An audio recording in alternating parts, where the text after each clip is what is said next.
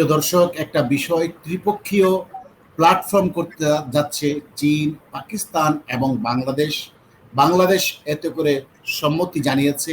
সম্প্রতি কুমিংয়ে এক কনফারেন্স অনুষ্ঠিত হয়, সেখানে পররাষ্ট্র সচিব এবং উপপররাষ্ট্রমন্ত্রী উপস্থিত ছিলেন। তাদের তিন দেশের ত্রিপক্ষীয় বৈঠকে এই সিদ্ধান্ত হয় যে তারা একটা ত্রিদেশীয় প্ল্যাটফর্ম গঠন করবে, যে প্ল্যাটফর্মের উদ্দেশ্যে সংবাদের বলা হচ্ছে যে অর্থনৈতিক সামাজিক উন্নয়নের জন্য এই তিন দেশ একত্রে কাজ করবে। পাশাপাশি তাদের মধ্যে সামরিক সহযোগিতা সহ এবং তাদের মধ্যে ভাতৃপ্রতিম বন্ধুত্বসুলভ আচরণ, পারস্পরিক বিশ্বাস, উন্মুক্ততা, অন্তর্ভুক্তি, সাধারণ উন্নয়ন, এই বিষয়গুলো অন্তর্ভুক্ত থাকবে।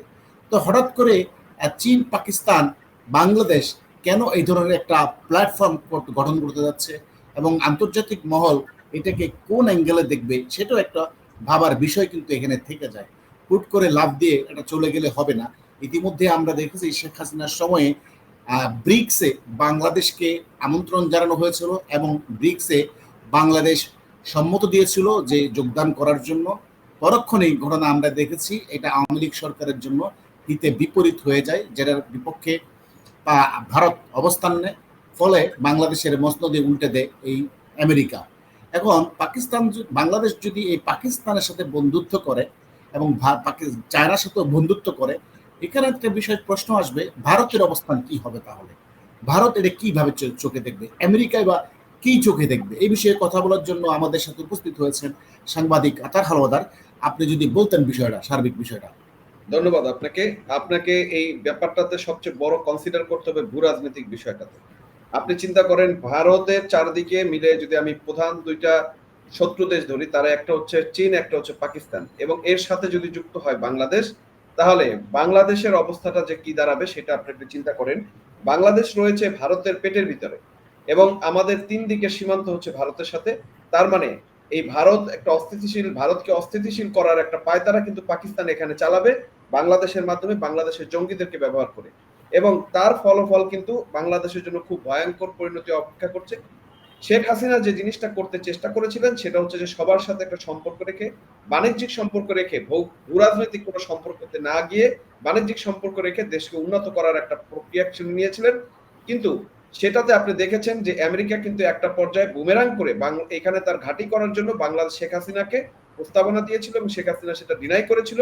কারণ শেখ হাসিনা বাংলাদেশকে বিক্রি করে বা বাংলাদেশের ভূমিকে ব্যবহার করে কোনো ধরনের অস্ত্র চালান বা কোনো ধরনের সামরিক কর্মকাণ্ড করতে দিবে না, সেটা সে নির্দিষ্ট করে বলেছে এবং দ্ব্যর্থহীন ভাষায় বলেছে।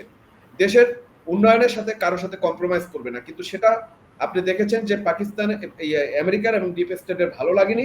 সুতরাং শেখ হাসিনা সরকারকে পতনের ঘটনার জন্য 5ই আগস্টের মতো একটা সন্ত্রাসী কার্যক্রম বা জুলাই সন্ত্রাস নামে আমরা যে সন্ত্রাসী কার্যক্রম জানি, তার মাধ্যমে তাকে উৎখাত করার চেষ্টা করা হয়েছে এবং ফলশ্রুতিতে তার জীবন রক্ষার্থে এবং নিজের নিরাপত্তার সাথে বাংলাদেশ সেনাবাহিনী ওনাকে ভারতের আশ্রয়ে রেখে আসে পাকিস্তানের সাথে। এখানে একটা জিনিস দ্ব্যর্থহীন ভাবে বলতে পারি যে এই রকম একটা চুক্তি বা এরকম একটা প্ল্যাটফর্ম যদি বাংলাদেশে জড়িত হয়, সেক্ষেত্রে বাংলাদেশের জন্য ভবিষ্যৎটা আরো খারাপ অপেক্ষা করছে বলে আমি মনে করি।